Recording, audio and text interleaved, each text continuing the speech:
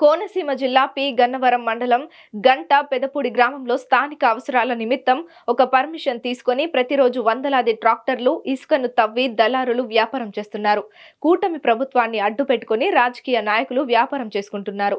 ఇంత జరుగుతున్నా స్థానిక పంచాయతీ రెవెన్యూ అధికారులు నిమ్మకు నీరెత్తినట్లు ఉండిపోతున్నారు. ఈ ఇసుక త్రవ్వకాల వల్ల లంక గ్రామాలకు ముప్పు ఉన్నప్పటికీ అధికారులు పట్టించుకోవడం లేదు.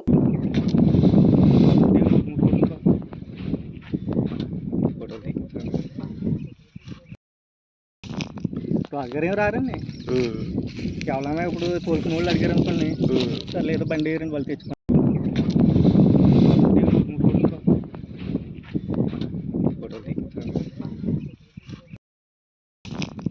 అడిగారేం రారండి. కేవలం ఇప్పుడు తోలుకునే వాళ్ళు